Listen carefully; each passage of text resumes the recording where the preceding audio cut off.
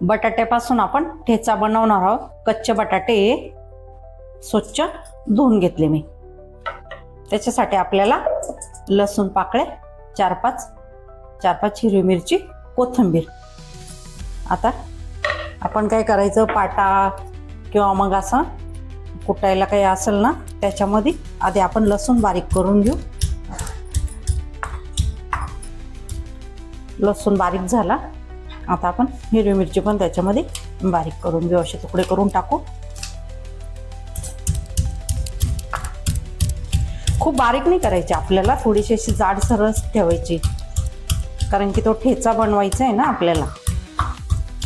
मिरची अशी कुटून घेतली मी, ते आता काढून घेते. बटाटे एक टाकायचे आणि ते असे फोडायचे. खूप बारीक नाही करायचे, ते पण थोडेसे ठेचायचे.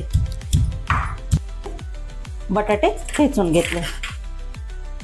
हे दगडावरच ठेचायचे, कारण की मिक्सरमध्ये जर बारीक करायला गेलं ना खूप बारीक होता.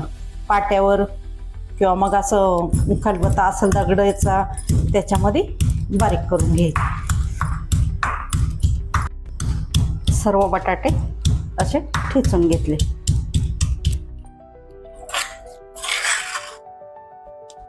गॅसवर कढई ठेवून घेतली. थोडं आपण तेल टाकून घेऊ.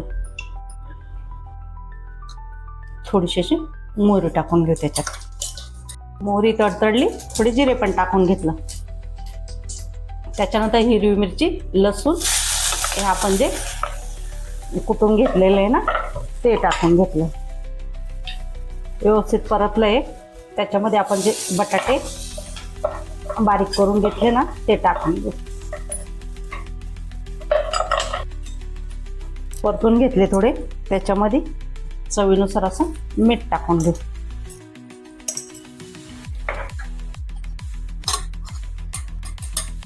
थोडी नॉर्मल हळद टाकून घेऊ.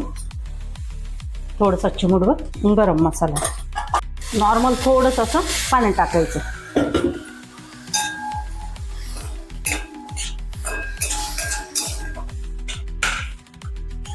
2-3 मिनिटं असंच झाकून ठेवू.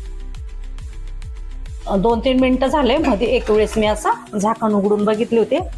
आपला जो बटाट्याचा ठेचा आहे तो कढईला चिटकला का काय. मस्तच झाला. एक वेळेस मध्ये हलवून घेतला होता. आपण डाळ भाताबरोबर तोंडी लावायला किंवा असं डब्याला वगैरे असं द्यायला खूप खायला असं छान लागतं.